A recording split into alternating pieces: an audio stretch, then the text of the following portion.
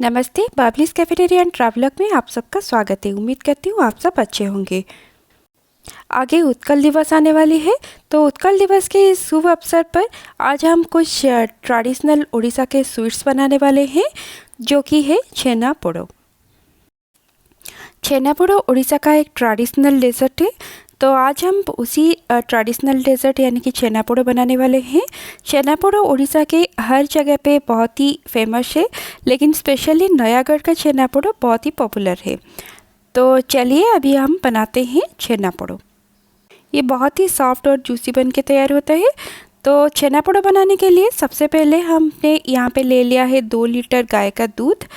तो दूध को हम इस तरह से एक बड़े से पतीले में रख के उसको बीच बीच में इस तरह से चलाते हुए उसको उबालेंगे।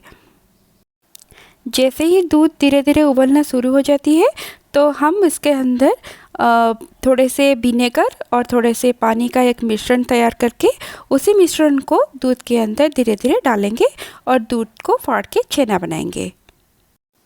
दूध को फाड़ने के लिए आप नींबू का रस या फिर दही का भी इस्तेमाल कर सकते हैं।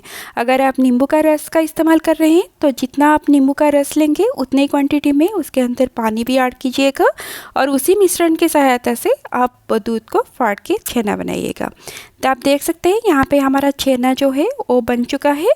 तो इसी छेना को हम इसके अंदर से अभी अलग कर लेते हैं और इसके अंदर जो पानी रह जाएगा, छेना का जो पानी है, उसको हम फेंकेंगे नहीं, उसको हम इस्तेमाल करेंगे छेना पोड़ो बनाने के लिए। और इसका इस्तेमाल हम आटा गूंदने के समय या फिर दाल या फिर सब्जी वगैरह उबालने के समय भी हम कर सकते हैं। तो हम इसका जो छेना का जो पानी है उसको फेंकेंगे नहीं। तो इस तरह से हम छेना को सेपरेट कर लेंगे पानी से। एक छन्नी की मदद से मैंने यहाँ पे छेना को सेपरेट कर लिया है।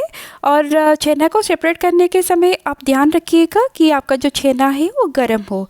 ठंडा होने के बाद ये थोड़ा हार्ड हो जाती है, तो हार्ड छेना से छेना पोड़ो बनाने के समय अच्छा छेना पोड़ो नहीं बनता है। तो आप कोशिश कीजिएगा गर्म जब रहेगा छेना, तभी आप उसको छन्नी में छान के ले लीजिएगा। छेना अभी बहुत गर्म है, तो मैं इस तरह से उसको छान रही हूँ। तो अभी हमारा जो छेना है वो पानी से हमने सेपरेट कर लिया है। तो हमको ज़्यादा उसको कपड़े की मदद से निचोड़ के नहीं लेना है। मतलब रसगुल्ला के लिए जिस तरह का छेना हमको चाहिए, उसी तरह का छेना हमें छेना पोड़ो बनाने के समय नहीं चाहिए। तो इस तरह से हमने बस उसको छान लिया है। और छानने के बाद हम और एक बाउल के अंदर हम छेना को निकाल के रख लेंगे। अभी ये जो छेना है ये बहुत गर्म है, उसको हम 2 से 3 मिनट ठंडा होने के लिए छोड़ देते हैं। और ठंडा हो जाने के बाद, यानी कि 2 से 3 मिनट ठंडा हो जाने के बाद हम उसको इस तरह से हाथ से मसल लेंगे। हमको इसको ज़्यादा मसलना नहीं है। जिस तरह से हम रसगुल्ला बनाने के टाइम मसलते हैं, उस तरह से हमको बिल्कुल भी नहीं मसलना है। या फिर हमको इसे ग्राइंड भी करके उसका स्मूथ पेस्ट भी तैयार नहीं करनी है। बस इसको थोड़ा सा इस तरह से मसल के तैयार कर लेना है। क्योंकि छेना पोड़ो हम जब खाते हैं उसके अंदर से थोड़ा थोड़ा मुंह में अगर थोड़ा थोड़ा इस तरह से छेना आएगा तो अच्छा लगता है। स्मूथ पेस्ट वाला जो छेना पोड़ो बन के अगर तैयार होगा तो वो अच्छा नहीं लगेगा। उसके बाद हम इसके अंदर सूजी मिलाएंगे।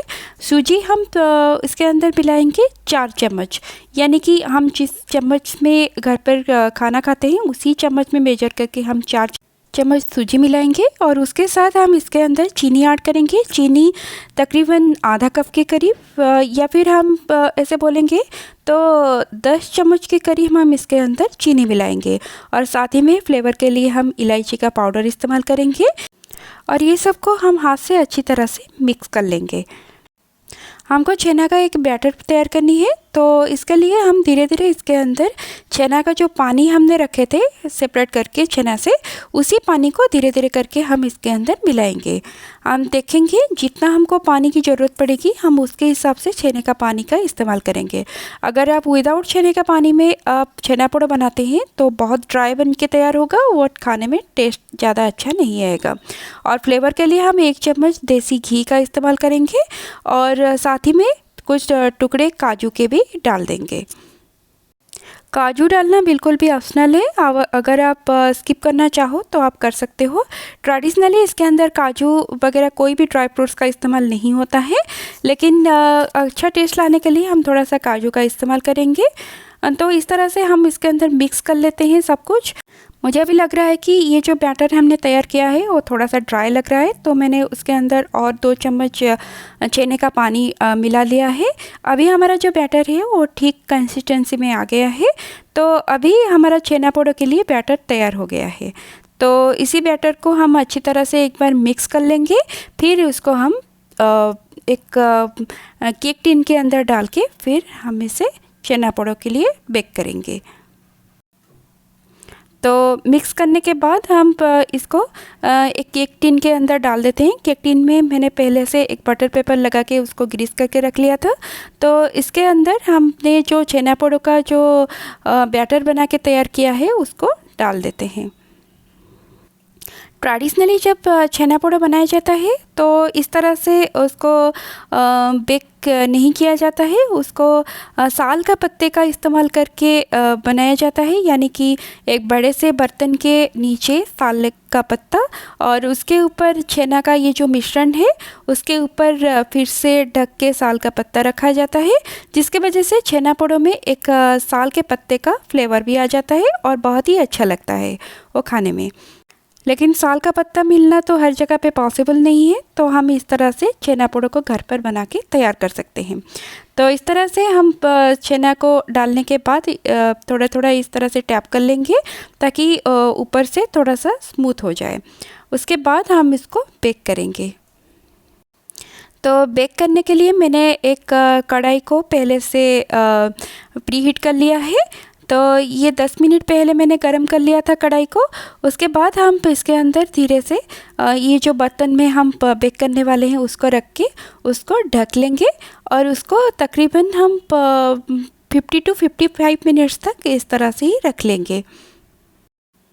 हमको बिल्कुल लो फ्लेम में इसे बेक करना है। आप देख सकते हैं साइड से पूरी तरह से ब्राउन हो गया है। तो उसके बाद हम इसको बंद कर लेंगे फ्लेम को और उसको ठंडा होने के लिए छोड़ देंगे। जैसे ही ठंडा हो जाता है तो उसके बाद हम इसको डीमोल्ड करेंगे। गरम जब रहेगा तभी अगर हम डीमोल्ड कर लेते हैं तो छेना पोड़ो का टूटने का चांसेस रहता है, इसीलिए हम जब गरम रहेगा तभी नहीं करेंगे डीमोल्ड। ठंडा हो जाने के बाद ही हम इसको डीमोल्ड करके तैयार करेंगे। आप देख सकते हैं कितने अच्छे से हमारा जो छेना पोड़ो बेक होके तैयार हुआ है। तो मैं आपको एक पीस कट करके भी दिखा देती हूँ कितना सॉफ्ट और जूसी बन के तैयार हुआ है हमारा छेना पोड़ो। तो इस तरह से आप छेना पोड़ो घर पर बहुत आसानी से बना सकते हैं। खाने में ये बहुत ही टेस्टी लगता है। तो एक बार आप छेना पोड़ो को घर पर ज़रूर ट्राई कीजिएगा। बहुत आसान भी है इसे बनाना। आप देख सकते हैं कितना टेस्टी लग रहा है हमारा छेना पोड़ो। तो आप इसे घर पर बनाइए, खाइए और आपके अनुभव मेरे साथ ज़रूर शेयर कीजिए। साथ ही में अगर मेरी रेसिपी जो आपको अच्छी लगती है तो चैनल को सब्सक्राइब करना भी ना भूलिएगा। और मेरी रेसिपीज़ को आप आपके फ्रेंड्स और फैमिली के साथ शेयर भी ज़रूर कीजिएगा और चैनल को सब्सक्राइब करना भी ना भूलिएगा। इसी उम्मीद के साथ आप सबसे अभी विदा ले रही हूँ। फिर मिलते हैं और एक नई रेसिपी या फिर ब्लॉग के साथ। तब तक अपना खूब ख्याल रखिएगा। गुड बाय, नमस्ते, टेक केयर।